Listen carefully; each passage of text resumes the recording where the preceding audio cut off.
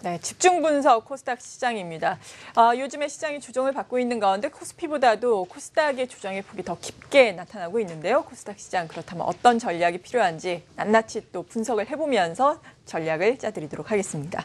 한국투자증권 이프렌드의 박재영 차장입니다. 어서 오세요. 안녕하십니까. 네, 제가 앞서서 여러 가지 고민거리에 대한 이야기로 2부를 문을 열었는데 고민거리 중 하나가 업종 중에서는 제약바이오 아니겠습니까? 제약바이오 더 갈 수 있을지 아니면 코스닥 시장 내에서도 새로운 주도 업종군이 나타날 수 있을지 궁금한데요.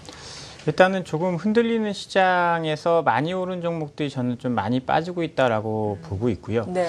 제약바이오를 지금은 의견이 좋지 않지만 네. 다시 시장이 안정이 되고 성장성을 찾는다라고 한다면 제약바이오가 올라갈 가능성이 있다라고 봅니다. 하반기에 기술 이전이라든지 이런 부분들 예정되어 있는 회사들이 있기 때문에 네. 또 한 번 상승을 좀 기대를 해볼 지금은 안 좋지만 예. 해볼 수 있는 업종이 아닌가라고 저는 개인적으로 판단을 하고 있습니다. 네.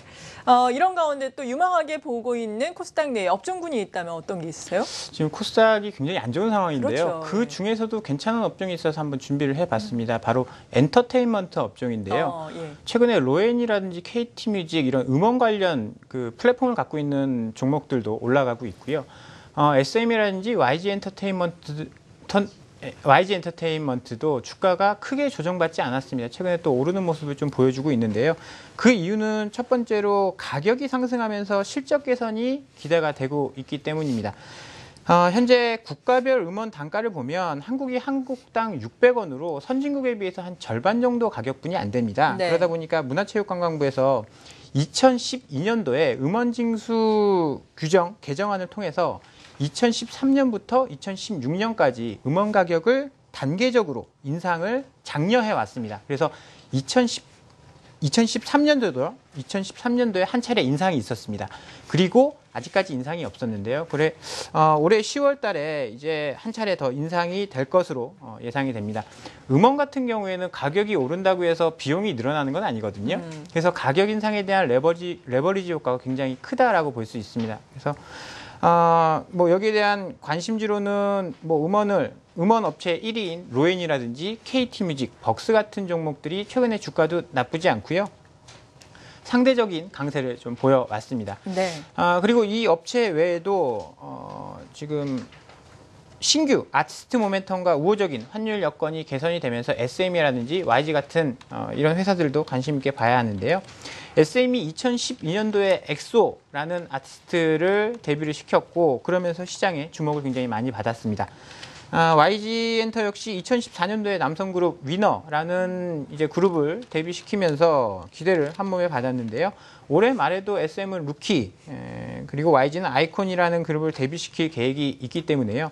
신규 아티스트 모멘텀이 작용할 것으로 기대를 하고 있습니다. 그래서 이런 점들 그리고 거시적으로도 네. 원엔 환율이 지금 1,500원에서 894원까지 떨어졌습니다. 이 표를 네. 보시면 2012년도에 SM이 신고가를 칠 때 환율을 보시면 1,500원대였는데요. 최근에는 894원대까지 떨어집니다. 원엔 환율이. 그러다가 요새 원화는 좀 오르고 엔화는 좀 빠지면서 네, 1,000원대까지 예. 반등을 했거든요. 이렇게 보면 매크로 환경이 우호적으로 개선이 되고 있습니다. 지금 SM 같은 경우에는 일본의 매출 비중이 27%고요. YG 같은 경우에는 39%에 달합니다. 그렇기 때문에 환율이 올라가면 그만큼 매출과 이익에 도움이 될 수 있는 상황이 될 수 있기 때문에요. 네. 긍정적이다라고 볼 수 있을 것 같습니다. 이러한 이유로 최근에 외국인과 기관 수급이 집중되면서요. 급락장에서도 선방을 하고 있는 업종으로 꼽히고 네. 있습니다. 이들 종목군 중에서도 탑픽 종목은 어떤 걸 보세요? 저는 네. 로엔을 좀 보고 있습니다. 로엔 같은 경우에는 음원에 대한 판매 그리고 스타쉽 엔터테인먼트 이런 엔터도 가지고 있고요. 네. 무엇보다도 이제 음원 가격은 거의 100% 인상될 것이 확실시 되기 때문에 로엔이 가장 좀 주목을 받고 있지 않나라고 생각을 하고 있습니다. 네, 지금 고점에서 약간 조정을 받았지만 말씀하신 것처럼 이러한 엔터테인먼트 업종 같은 경우는 시장의 다른 업종 대비해서 조정의 폭이 깊지는 않았는데 지금 정도 수준에서도 무난하게 접근 가능하다라는 말씀이시죠? 그렇죠. 앞으로 더 기대가 되기 때문에요. 지금 네. 좀 조정 받았을 때 원래 조정을 많이 받는 종목이 그렇게 좋은 종목이 아닙니다. 그런가요? 조금 조정 받았을 때 관심 있게 좀 볼 필요가 있을 것 네, 같습니다. 맞아요. 지금 이 말씀 좀 새겨둘 필요가 있어 보입니다. 조정은 원체 다른 종목들이 많이 받다 보니까 저가 메리트가 있는 종목들만 관심을 가지려고 하는 분들도 계시거든요. 이러한 시각들도 참고를 해보시면서 엔터테인먼트주들 관심 있게 봐야 되겠네요. 문제는 또 전반적인 시장의 수급 아니겠습니까? 어제도 외국인 또 기관 수급이 좋지 않았는데 앞으로는 어떨까요? 앞으로도 당분간은 조금 조심을 해야 됩니다. FOMC 회의 예. 있을 때까지 좀 조심을 해야 되고요. 외국인이 5거래일 동안 945억 순매도를 했습니다. 기관은 2,423억 순매도를 했고요. 네. 양매도였고. 제가 저번 주에는 이제 외국인이 5거래일 연속 매도해서 좀 걱정이다라고 말씀을 드렸는데 네. 이번 주에는 기관이 5거래일 연속 매도를 그러네요. 했습니다. 역시 수급은 아직까지는 조금 조심을 해야 되는 상황인 것 같고요. 투자 주체별로 좀 보면요. 외국인 수급을 먼저 좀 보도록 하겠습니다. 외국인이 매도하는 종목 보면 셀트리온, 다음카카오, 보령메디앙스, 서울반도체, 레드로버 이런 종목들을 매도를 했는데요. 시가총액 1, 2위 업종을 가장 좀 많이 매도를 했고요. 매수한 종목들을 보면 SM, 위메이드, 메디톡스, 로엔, 액터주소프트 이런 엔터주와 게임주들을 많이 매수를 했습니다. 네. 순매수 금액은 100억 미만으로 많지는 않은데요. 엔터주 쪽에 좀 매수가 몰려 있고요. 기관의 수급을 한번 좀 보도록 하겠습니다. 기관이 매도하는 종목은요. 메디톡스, 바이로메드, 부방, 다음카카오, 삼성 LNS 이런 바이오 업종을 좀 공격적으로 매도를 했습니다. 메디톡스는 5거래일 동안 300억 매도했는데요. 10거래일 연속 기관의 매도가 나오고 있다는 점. 그리고 리온쿠첸이 분할 상장한 부방을 기관들을 좀 매도를 하고 있다는 점이 특징적이고요. 기관 매수하는 종목들 보면 외국인과는 종목은 다르지만 기관 역시 YG 엔터테인먼트, CJ ENM 이런 엔터주에 관심이 많고요. 그러네요. 역시 금액은 100억 미만으로 좀 소규모였다라는 점을 말씀을 드리겠습니다. 네. 그리고 전반적으로 코스닥 시장의 투자 전략을 세워보자면요. 네, 시장 전략을 좀 말씀을 드리면 이번 주에도 좋은 말씀을 드리기 좀 어려울 것 같습니다. 제가 저번 주에 나와서 이제 50% 정도 주가를 되돌렸기 때문에 조금 쉬어가는 흐름이 나타날 거다라고 그렇죠. 말씀을 드렸는데 이런 흐름은 아마 다음 주까지 좀 나타날 가능성이 있습니다. 일단 중국의 경기 둔화 우려가 계속되고 있는데요. 어제 수출입 지표 발표가 있었습니다. 수출입 지표 발표하면서 수출이 마이너스 5%, 수입이 13% 마이너스 발표를 하면서 시장이 흔들렸는데요. 중국 지표 부진으로 대표적인 중국 관련주죠. 화장품, 밥솥, 그리고 뭐 이런 종목들, 소비주들이 큰 폭의 하락을 보였습니다. 요거 여기다가 이제 제약의 대장주인 한미약품이 24% 급락했습니다. 10만 원 이상 하락하면서 코스닥의 바이오 헬스케어 종목들이 하락세를 보였는데 여기에 메디톡스, 바이로메드 이런 코스닥의 대표 바이오주들이 하락하면서 시장을 이끌었던 화장품, 바이오 업종의 부진이 코스닥 지수 하락으로 연결이 됐습니다. 네. 그래서 전일 중국 반등은 다행스러운 일이지만 일단 추이는 좀 더 지켜봐야 된다라고 보고 있고요. 기술적으로 보면 절반의 되돌림 이후에 바닥 따지기가 진행이 되고 있습니다. 여기 지금 차트를 좀 보시면요. 주가가 급락을 했다가 올라왔다가 또 상승폭의 절반 정도 하락을 했습니다. 일단 바닥 따지기가 진행 중이다라고 보고 있고요.